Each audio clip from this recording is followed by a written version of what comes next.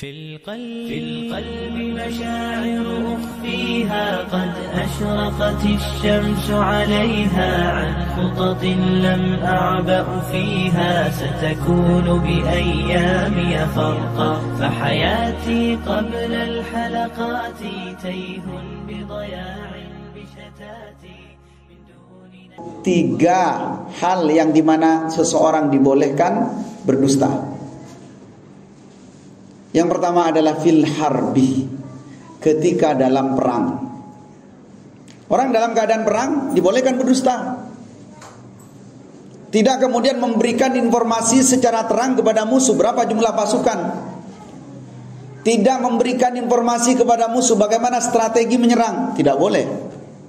Bahkan bisa mengatakan dengan yang sebaliknya. Kenapa? Karena dalam hadis lain disebutkan al-harbu khud'ah. Perang itu adalah tipu daya. Jadi satu dibolehkan itu dalam keadaan perang. Kemudian wal islah bainan nas. Berdusta tujuannya apa? Untuk mendamaikan dua orang yang sedang bertikai.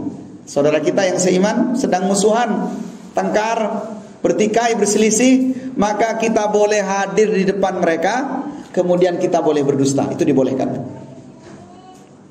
Kemudian hadisil mar'ati zaujiha wa hadisihi iyaha, yaitu dustanya seorang laki-laki kepada istrinya untuk sesuatu yang diridhai, dan dustanya seorang perempuan kepada suaminya untuk sesuatu yang diridhai. Tapi ini perlu dijelaskan. Kata para ulama, tiga hal ini tidak bisa disebut dengan dusta, tapi disebut dengan tauriyah. Tauriyah. Apa tauriyah, Ustaz? Tauriyah ini pura-pura mengatakan sesuatu berlawanan dengan yang dikatakan, tetapi tujuannya kebaikan. Tetapi kalau dusta dengan menggunakan kadzib, itu pasti tujuannya adalah kepentingan diri sendiri, bukan untuk kebaikan. Apa yang dimaksud di sini? Dalam rangka sesuatu yang diridhoi. Misalnya istri sedang memasak, kemudian dihidangkan kepada suaminya. Masakannya asin, makan. Lalu istrinya tanya, "Mas, enak?" "Wah, enak sekali, sedap." Itu untuk apa? Untuk menghibur istrinya. Itu dibolehkan. Sudah capek-capek masak, bersih-bersih dapur, nyuci piring, kemudian nyicipi sedikit, bilang, "Acen, sedor ya." Itu menyakiti, jujur tapi itu menyakiti. Atau misalnya bapak-bapak pulang dari kerja, capek, kemudian istrinya minta bantu, "Mas, jemurin pakaian dong." Kalau enggak capek, jemurin pakaian. Maka dengan sigap, maka hal yang seperti ini dibolehkan berdusta. Tapi berdusta di situ maksudnya adalah untuk menyenangkan, membahagiakan pasangan. Saya istrinya suka dengan satu pakaian yang menurutnya dia sukai, padahal kita tidak suka itu. "Mas, gimana pakaian ini?" Dia senang dengan itu. Ya, bagus. Tauriyah ini juga terjadi kepada seorang nabi di antara nabi-nabi Allah. Jadi ada nabi yang pernah melakukan tauriyah, yaitu Nabi Ibrahim alaihissalam. Rasulullah sallallahu alaihi wasallam menyebutkan di dalam sebuah hadis, "Lam yakdzib Ibrahim illa thalath kadibat." Nabi Ibrahim tidak pernah berbohong kecuali 3 bohong yang pernah beliau yang terjadi pada beliau, tiga kejadian.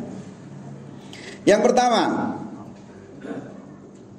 fi dzatillahi ta'ala, tentang zat Allah, yaitu tentang keyakinan, tentang akidah. Ketika Nabi Ibrahim mengatakan, "Inni sakim," saya sedang sakit. Waktu itu Nabi Ibrahim alaihissalam diajak oleh ayahnya untuk hadir di pesta tahunan. Pesta di mana orang-orang saat itu di Babilonia, Irak, sekitar Irak ya kalau sekarang, itu mereka melakukan pesta tahunan untuk memberikan sesembahan, memuliakan berhala-berhala yang ada di kerajaan itu. Maka Nabi Ibrahim melihat ke langit, fanadhara nadratan fin nujum. Nabi Ibrahim melihat ke langit, kemudian Nabi Ibrahim berkata, inni sakin. Mohon maaf ayah, saya tidak bisa ikut acara itu, saya tidak bisa ikut sesembahan itu karena saya sedang sakit. Padahal Nabi Ibrahim saat itu sehat. Dia berkata kepada ayahnya yang saat itu menjadi pembuat berhala, saya sedang sakit. Itu yang dilakukan oleh Nabi Ibrahim. Yang kedua adalah ketika Nabi Ibrahim alaihissalam pada malam harinya, ketika mereka terlelap tidur, Nabi Ibrahim masuk ke tempat berhala itu. Semua berhala yang jumlahnya ratusan dirobohkan oleh Nabi Ibrahim, dihancurkan. Satu persatu dihancurkan. Kemudian disisakan yang paling besar. Besoknya raja marah. Man fa'ala hadza bi alihatina innahu laminadh dhalimin. Siapa yang melakukan perbuatan ini kepada Tuhan-Tuhan kita, maka dia termasuk orang yang zalim. Ditanya, siapa yang melakukan ini? Maka kemudian semuanya serentak berkata, qalu sami'na fatan yuqalu lahu Ibrahim. Yang melakukan ini adalah Ibrahim. Akhirnya Nabi Ibrahim dipanggil. Ibrahim, apa benar engkau yang merobohkan berhala-berhala ini? Nabi Ibrahim kemudian bertauriah di hadapan mereka dengan mengatakan, bal fa'alahu kabiruhum hadza. Yang merobohkan yang berhala semua ini adalah yang paling besar ini. Buktinya yang paling besar ini tidak roboh. Akhirnya mereka apa? Mengatakan, mana mungkin berhala-berhala ini yang tidak bisa bicara, yang tidak bisa melakukan apapun, merobohkan yang lainnya. Kemudian Nabi Ibrahim menjawab ucapan mereka, mana lebih mungkin kalian menyembah sesuatu yang tidak bisa bicara, tidak bisa bergerak, tidak bisa memberikan manfaat dan mudarat. Ini kan kecerdasan. Akhirnya Nabi Ibrahim kemudian dihukum dengan dibakar. Tapi kemudian pertolongan Allah datang dengan kalimat kulna ya narukuni bardan wa salaman ala Ibrahim. Itu yang dilakukan oleh Nabi Ibrahim AS.